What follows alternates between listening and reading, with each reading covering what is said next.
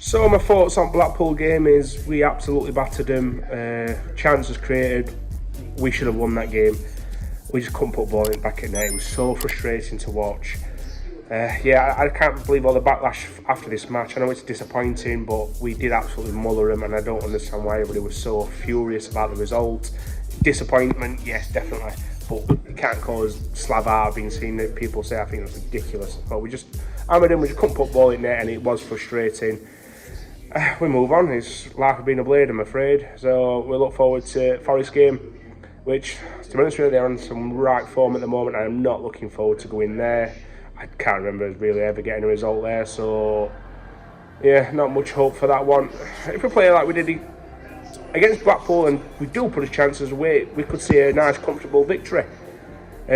Obviously, we were only hoping that could happen, and can't see it happening. We just, I don't know, that confidence up front. I don't know what it is, why we can't put ball back at net when we need to. We'll see. We'll move on. Come on, Blades. I've seen a lot of people say that the first half was a good performance.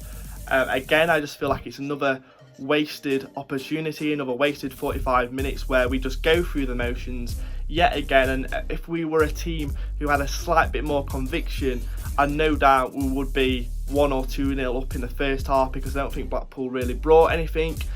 And then we go into the second half and we start off really well, and we have sort of a 20-minute period again where we waste a load of chances. And for me, in the stands, and I'm just telling it from my point of view, a dreaded sense of negativity washes over me in that position, because I know, and I've been in this situation, and a lot of United fans have been in this situation before. If we don't take his chances, we inevitably take our foot off for whatever reason, a drop in confidence, a drop in morale, but we take our foot off the throat of the opposition, and that manifested itself on Saturday yet again with conceding a real hammer blow of a goal. And you're thinking, here we go again, the same old, like Groundhog Day at the Lane. And yeah, from that moment onwards, when we went 1-0 down, it didn't seem like for one moment the team had it in them to come back to even score one goal, let alone win the game. I thought the introduction of McBurney, and with Fleck being sacrificed, was an interesting move, probably the wrong move, because from that moment onwards we had no semblance of team structure, especially in the midfield. And you've got to remember as well, Blackpool are an informed team. They know what they're doing, they're used to winning games at the moment. So if we look disjointed, they'll be able to control the game, and that's what happened when Fleck came off. Not saying Fleck had a particularly good game, I'm just saying with Norwood running around like a three-legged donkey, like he does, because his mobility, we know, is not up to scratch. He brings other things to the team definitely, but watching him trying to orchestrate and link the midfield to the attack on his own, and then I thought that left Gibbs White and Dye quite lost in a way, because they didn't know whether to drop deep, help the attacking line, help Mousse, help the other strikers who came on. And that's what really made it quite fragmented, and led to a situation where the fans did walk out towards the end. And like Carla Saba said on Radio Sheffield, we don't blame the fans, and I don't blame the fans one bit for walking out. Where I'd sort of say about the fans, though, after the game on Twitter, and you're always going to get people on Twitter with their opinions, of course, and a loud minority have come out after this game and really, in my opinion, angled their anger at the wrong person, Slavisa Jokanovic. A lot of Blades fans call him for Slavisa Jokanovic's head, or saying to give him another transfer window and then get rid of him. But really, I feel like that anger is really pointed at the wrong person, like I say. yes, is the manager responsible or partly responsible for the performances? Absolutely. But, like against Barnsley, Slavisa Jokanovic doesn't tell George Baldock and the rest of the defenders or John Egan to go to sleep and just allow so much space in the box for the Barnsley players. Another shocking, disappointing defeat on Saturday against Blackpool. First half possession, in terms of real chances, hardly out. Keeper fell on two and Ndai shot one wide from probably the best ball of the game. First 15 minutes at second half, brilliant. Got players in box, linking, had chances. And then the usual 60 minutes we die. I don't think their goal came, well, it didn't come as a shock because we always concede. What a sloppy, just a simple ball over the top. Lovely finish, but simple ball over the top, it's just not good enough. We cannot defend, and I keep saying it, for me, we need to shore up at back. You keep clean sheets, you get a draw at worst, and you're in games. Keeps the crowd excited and happy because you might always score at the other end. At the moment, there's anticipation just waiting for opposition to score, which they invariably do. Causes discontent. I mean, after they scored Saturday, we did absolutely nothing. Nothing at all. We didn't put players, pushing them up on top. It was just awful. And that's why they got booed. Moving on to Forest away. No expectation. Forest are in form, they've got pace, which will worry us to hell, because we can't cope with pace. And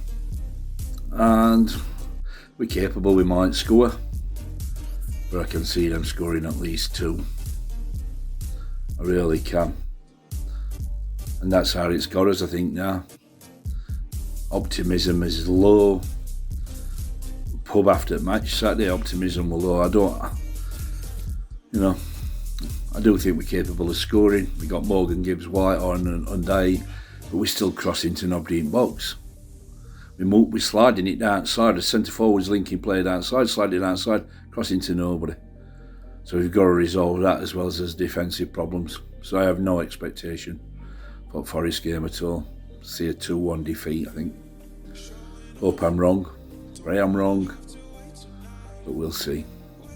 Hi mate, hope we're all good. First of all, just a quick reaction to the 1-0 defeat to Blackpool on Saturday.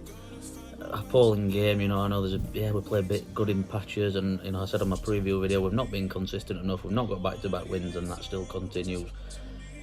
I'm sat there at the lane and I'm bored at times, I'm sorry. I am bored to death at times of just watching a team with no idea, just passing it around the back, and then it seems to be pass, and then we'll get up and get to the final third, we'll get on the edge of the seat, it'll go to Baldock, and then Baldock will cut back inside and not cross it for the 9,100,000 billionth time or whatever it is. It's just so frustrating at the minute. I'm seeing, tell you what it's doing me head in, I'm seeing fans come and still blaming Wilder. I can't believe it. I can't believe fans are still blaming Wilder for this crap we're getting served up. And I'm a big Slav fan. I by no means want him gone. He needs time. I get that, but just say it how it is. It's not good enough. We're 17th in the table. This squad is better than 17th. Whether you think players are aging, whether you think they're crap, this squad is better than 17th in the Championship. The players now and the coaching staff and the managers need to take responsibility for this. Not Chris Wilder, like I'm seeing some people say. It's ridiculous. I'll tell you what, if it's Wilder's fault we're 17th, if we turn it around and go in the playoffs, it's Wilder's fault again we're in the playoffs then. But again, it's a frustrating one, and yet another defeat. And you might, if you're writing a match report, it must be easy days for United, because you can almost write it before, United will dominate the ball, create a little bit, and then get done on counter. The goal we get done for, why our defence is squeezing up, I have no idea. But anyway, on to tomorrow. On to the game against Forest. They're banging form again. I know they've had a big defeat, didn't they, against Fulham, but since Cooper's gone in, they've done very well. This is two big away games coming up now for Slav. And in that, I don't mean 2 big games or he's going to get sacked or anything like that. I'm going to just say that I don't want him to get sacked. I think he needs time, and he does need time to get his own players in. But we've got to start, certainly what certain fans are like, we've got to start picking something up soon. And for me, 4 points from the next 2 is a must. So going into the yet another international break, buzzing, can't wait. But the game against Forest tomorrow, it'll be a difficult one. I think Max Lowe's been quite a big part of their team, so that'll obviously be a loss that he can't play. We've lost Ben Davies, so it either means Basham deputising or Jack Robinson. We'll see how that goes. I think I predicted a Sheffield United win every time I've done one of these videos, so in the hope I'm wrong again, I'm going to predict a Sheffield United defeat. I think we will lose 2-0, but I'm hoping for the best. And good morning, afternoon, evening, whenever you're listening to this, wherever he puts it out. Welcome to the Tufty Club's reaction to yet another home defeat. Yeah, we can just probably record these and say we've conceded, we've started slow. Well, rewind. We've started slow. We've then dominated possession and dominated the game for the rest of the half, and then into the second half, and then we've gone shit when it gets to Mousse time, 60 minutes, and that's it. That's what happens. Good night. Good first game back in person, wasn't it, today? Yeah, I saw it with my real eyes rather than seeing it on telly. Yeah, it was. I'd like to say it was good to be back amongst people and people in it. No, it was good to be back. Just a shame about the result. Did enjoy probably most of the first half and the start of the second half. Went a bit downhill from there, but yeah, just good to be back at the lane. It's very much sort of 1 step forward, 2 steps back, isn't it, at the moment? You think, we're sort of moving in the right direction, but actually since we had that good spell, the form's kind of been poor. We've lost 4 in 6 now, lost the last 2 home games back to back. Quite fortunate to hang on last week. We look miles off being a playoff team or promotion contest. I know there's not much in it. If we'd have won today, we'd have been right on the verge of the playoffs. But I don't see that we've got that winning mentality, and we've got that same set of losers basically that we had last season. That when the longer the games go on, the less they believe we can actually win games. There's only that Stoke game where we've gone and I suppose a Derby. I'm talking nonsense in 2 games. But generally, we actually, we regress as the games go on. Yeah, well, one of those is the only one we came from behind, though, as it were. Yeah, we just fizzle out usually. If I said it at the start, we start really, really well. I'm making it sound like some sort of, I don't know, sexual thing. We start good, but then sort of lose stamina and sort of lose confidence and sort of withdraw a bit. And I don't know. Scrub that bit, but it's just not good. I think there was some pockets of good play, little flicks, little tricks. Gibbs White, Ndiaye, Mousse. Good to watch, and looked like we were gonna threaten. And we had a couple of chances first half. Ndiaye played really well and should have scored. And then we had a flurry after half time, 3 or 4. Gibbs White had 2, Mousse at the bar. Gibbs White had 3 actually. And it looked like we're gonna go on. We're taking the game to them. And then they made some changes, and he made a strange sub. Not that Osborne played well, but ended up with McGoldrick on the left wing with no one in midfield, and they put extra men in midfield. And I thought they just then, I didn't take over the game, but it became quite an even game, and that they had the better chances. And we had this stupid offside trap that we've come, it's been an issue before when they've tried to step out. Actually, our players don't really know the rules. No, I'm convinced they don't know the rules. And I said it on the podcast, it's tailored to number 10s. Our number 10 that's always stood miles and miles offside, and their number 10, it happened before this as well. They put a long pump forward, big bastards stand offside, others run through, and I don't know. Are our players thick? Do they not understand? Do they need some basic coaching on the rules? They just seem to look at each other. Oh, it's offside, that, isn't it? No. He ran from pretty much his own half. He ran from miles over there. You watched him come steaming past you. Someone teach him rules. Come on. And after that, we did well. Even before that, after we'd had them chances, like up to about 50 to 55 minutes, I don't think we did anything. The Goldrick had one shot blocked, but it just became it was really unstructured. We didn't have any shape. And then as they get out after they scored, it was just a mess that last 50 minutes. I never thought we looked like scoring. They saw it out pretty comfortably. But their manager said, he summed it up really well. He said, these are a good side in some of the stuff they do, and it caused us problems. They moved us about and stuff, but ultimately we didn't score where we were on top, and then didn't respond to their changes. And then once they scored, it was game over. Yeah, it doesn't help when you've got a couple of players that just can't be asked to finish the game. Obviously, one of them was injured. The other one, well, you tell me your view on the other one. Well, I summed it up in the pod. We've just got the pod. It's like you're going to work 9 to 5. Most people tend to do 9 to 5. Some people have different shifts. And at 1 o'clock, just laying down and saying, I'm done, and then wheeling you out of the office and saying you can go home now. And then doing it the next day. And people clap you off. That's the rub of it. Well, he was literally rubbing it.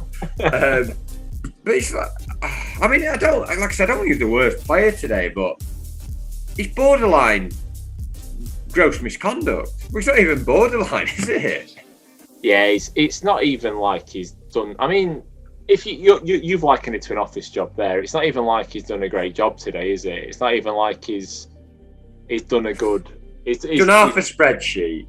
Half a spreadsheet. It's not even half a spreadsheet. He's accidentally deleted the spreadsheet he did last week, and then he's fell over and gone, you know what, I'm going home.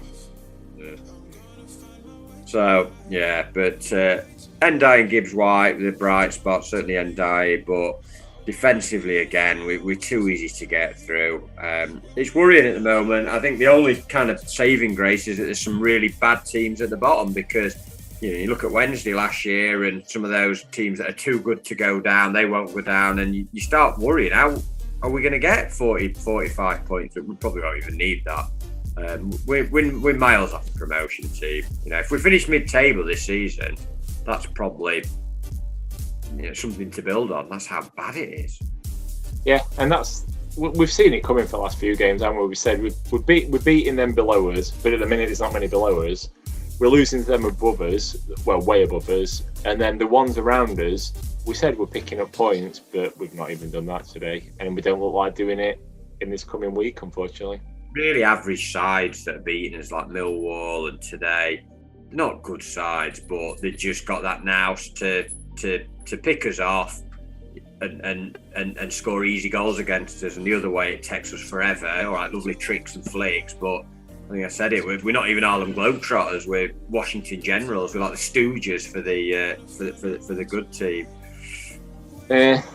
So what do you do about it? I can't do anything about it. I have no control at all over team selection, tactics. I'll just carry on moaning. Good. That's what we like to see or hear. So that's seeing here. Na, na, na.